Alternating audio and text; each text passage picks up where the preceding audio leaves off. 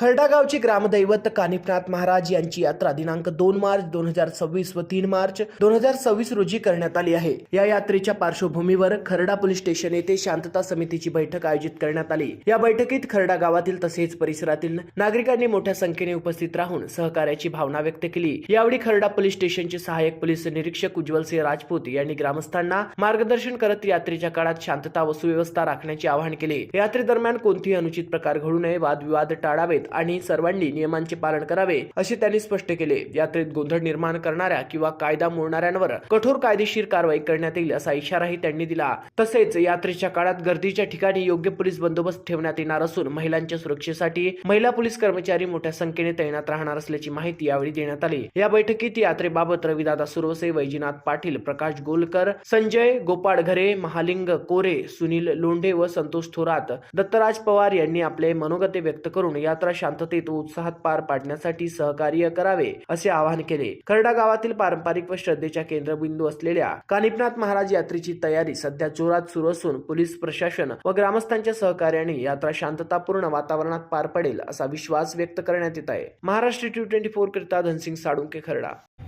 खर्डाचे ग्रामदैवत कानिफनाथ यात्रा उत्सव हा दिनांक 1 तारखेला छबिना मिरवणुकीपासून सुरुवात होणार आहे आणि ती यात्रा दिनांक 1 मार्च, 2 मार्च आणि 3 मार्च अशा 3 दिवस ही यात्रा उत्सव चालणार आहे। त्यासाठी आज खर्डा परिषदेने ते शांतता कमिटीची बैठक आयोजित केली होती। त्यासाठी सर्वच गावातील प्रतिष्ठित असे सर्व राजकीय पक्षाचे नेते व ग्रामस्थ असे मोठ्या संख्येने उपस्थित होते।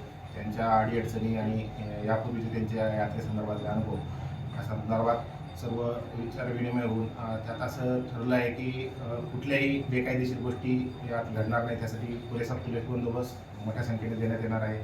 तसेच जे अनधिकृत फ्लेक्स वगैरे लागतात त्यावर देखील आम्ही नियंत्रण ठेवणार आहोत आणि यावेळेस जे दरवेळी फक्त मंदिर परिसरात जे CCTV लागत होते ते यात्रेच्या इतर ठिकाणी ज्या ठिकाणी गर्दी होते, पाळणा परिसर असो किंवा जे मेन येण्या जाण्याचे रस्ते अशा ठिकाणी देखील तात्पुरत्या स्वरूपातले CCTV फुटेज लावून त्या ठिकाणी गर्दीवर आणि चोरट्यांवर देखील नियंत्रण करण्यात येईल आणि महिला संदर्भात जे काही प्रकार छेडछाडीचे प्रकार होता या संदर्भात देखील असे कोणी प्रकार केले तर त्या संदर्भात देखील आम्हाला तक्रारी प्राप्त झाल्या किंवा आमच्या देशात काही गोष्टी निदर्शनास आल्या तर त्याच्यावर कठोरात कठोर कारवाई करण्यात येईल कायद्याप्रमाणे आणि अनधिकृत संदर्भात देखील आम्ही कारवाई करण्याचे निश्चित केलेले आहे आणि ही यात्रा कशा पद्धतीने शांततेत पार पडेल यासाठी पुरेपूर प्रयत्न खर्डा पोलीस ठाणे आणि गावातील सर्व सदस्य आणि यात्रा कमिटी यांच्या वतीने जे ठरलं आहे त्याप्रमाणे ही यात्रा पार करू। सर्वांना खर्डेकर व पंचक्रोशीतील सर्वच म्हणजे ज्या मानाच्या काठ्या येणार आहेत, बाळगावान,